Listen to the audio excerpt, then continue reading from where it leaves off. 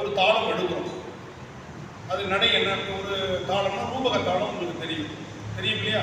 1 2 இதுக்கு பேர் 3. இப்போ இந்த 1 2 3 ஒரு ரூபகம்னு சொல்றோம். இதை எப்படி இந்த 1 2 3 எவ்வளவு கேப்னு ஒரு முடிவு பண்றோம்ல. இந்த 1 போட்டுட்டு போய் வெளியில மோர் தராங்கன்னு சாப்பிட்டு வந்து 2 போட போறோமா? இல்ல இப்படி தட்ட போறோமா? அப்ப இந்த ஒரு 1க்கும் 2க்கும் 3க்கும் இடையில ஒரு கேப் இருக்குல்ல, அந்த கேப்புக்கு பேர் தான் நடைன்னு பேர். தக்கீட்ட தக்கீட்ட தக்கீட்ட இப்படி போச்சுன்னா அதுக்கு பேர் திஸ்ரம். 3 கேப் கொடுத்தா அதுக்கு பேர் என்னது? திஸ்ரம் அப்படின்னு பேர். ரூபக தாளம் தான், ஆனா என்ன நடை? திஸ்ரம். இப்ப தக்க திம்மி தக்க திம்மி தக்க திம்மி தக்க திம்மி தக்க திம்மி தக்க திம் இப்படி போச்சுன்னா 4 போகுது. தக்க திம்மி அதுக்கு பேரு சதுஸ்ர ரூபகம். இப்போ ஒரு தாளமே எத்தனை வகையா வருது பாருங்க. ரூபக தாளம் எடுத்தோம்னா 5 வகை உண்டு ரூபகத்துல. அப்படித்தான் 7 தாளத்துக்கு 7 5 35 வகைன்னு சொல்றேன். 7 தாளம் தான் 5 நடை தான். ஆனால் ஒவ்வொரு தாளத்துக்கும் 5 நடை உண்டு. அப்ப திஸ்ர ரூபகம், சதுஸ்ர ரூபகம், அப்புறம் தக்க தக்கிட்ட தக்க தக்கிட்ட தக்க தக்கிட்ட இப்படி போச்சுன்னா கண்ட ரூபகம்னு அதுக்கு பேர். தக்கிட்ட தக்க திம்மி தக்கிட்ட தக்க திம்மி தக்கிட்ட தக்க திம்மி இப்படி போச்சுன்னா மிஸ்ர ரூபகம். தக்க திம்மி தக்க தக்கிட்ட தக்க திம்மி தக்க தக்கிட்ட தக்க திம்மி தக்க தக்கிட்டன்னு போச்சுன்னா சங்கீர்ண ரூபகம்னு பேர். அப்போ ஒரே ரூபகம் தக்கிட்ட தக்க திம்மி தக்க தக்கிட்ட தக்கிட்ட தக்க திம்மி தக்க திம்மி தக்க தக்கிட்ட என்று 3ல் ஆரம்பிச்சு 9 வரையில் போறது 5 நடைகள். இதுல 5வது நடையாகிய 9 வர்றது தேவாரத்துல இல்ல, கவலைப்பட வேண்டும். அப்ப 4 நடை நமக்கு தெரியும். திஸ்ர ரூபகம்னா என்ன, சதுஸ்ர ரூபகம்னா என்ன, கண்டன் ரூபகம்னா என்ன, மிஸ்ர ரூபகம்னா என்ன அப்படின்னு நமக்கு தெரியும். இப்ப ஆதி தாளம் போடும். ஆதி தாளத்துக்கு 8 அட்சரம்னு சொல்றோம். 1 2 3 4 5 6 7 8 இப்படி சொல்றோம். இந்த 1 2 3 இப்படி வரிசையா முதல்ல 8. ஒவ்வொன்றுத்துக்கும் இடையில எவ்வளவு கேப்? அதுதான் திஸ்ர ஆதி, சதுஸ்ர ஆதி, கண்ட ஆதி, மிஸ்ர ஆதி, சங்கீர்ண ஆதின்னு 5 வகையா வரும். தக்கிட்ட தக்கிட்ட தக்கிட்ட தக்கிட்ட தக்கிட்ட தக்கிட்ட தக்கிட்ட தக்கிட்ட தா இப்படி வந்துச்சுன்னா அது திஸ்ர ஆதி.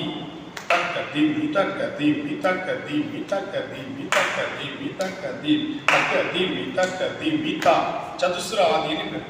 தக்க தக்கிட்ட தக்க தக்கிட்ட தக்க தக்கிட்ட தக்க தக்கிட்ட தக்க தக்கிட்ட தக்க தக்கிட்ட தக்க தக்கிட்ட தக்கிட்ட தா இப்படி வந்துச்சுன்னா கண்ட ஆதி. தக்கிட்ட தக்க திம்மி தக்கிட்ட தக்க திம்மி தக்கிட்ட தக்க திம்மி தக்கிட்ட தக்க திம் தக்கிட்ட தக்க திம்மி தக்கிட்ட தக்க திம் தக்கிட்ட தக்க திம்மி தக்கிட்ட தக்க திம் இப்படி போச்சுன்னா மிஸ்ர ஆதி. புரியுதா? இது மாதிரிதான் நம்ம ரூபகமும் ஆதியும். இதுலயே நமக்கு 80% தேவாரம் பாட்டு வந்துடும். இது 2 மட்டும் தெரிஞ்சுக்கணும். இதுல ஒவ்வொன்றுலையும் இப்ப நம்ம தக்கிட்டேன்னு போட்டிருக்கேனே, தக்க தக்கிட்டேன்னு போட்டிருக்கேன்னா இதுதான். ஆனா தாளமும் ரூபகமும் போட்டிருக்கேனா, ஆனா தக்க தக்கிட்டேன்னு போட்டிருக்கேனே அப்படின்னா என்னன்னா அது கண்ட ரூபகம். தக்க தக்கிட்டேன்னு தானது கண்டம். இப்ப நம்ம எப்படி போடுறோம்? நாளாய போகாமே குஞ்சணியும் கண்டனுக்கே. உங்களுக்கு எளிமையா இருக்குங்கிறது அப்படி சொல்லி கொடுத்துருக்கேன். ஆனா இது இப்படி இல்ல. நாளாய போகாமே குஞ்சணியும் கண்டனுக்கே ஆடாய அன்பு செய்வோம் மட நெஞ்சே அரணாமம் கேளாய் நம் பிள்ளை பிள்ளைக்கும் கேடுபடா திறமருளி கோளாய நீக்கும் அவன் கோழிலியம் பெருமானே. கரெக்டா முடியும். அப்ப எப்படி போகுது?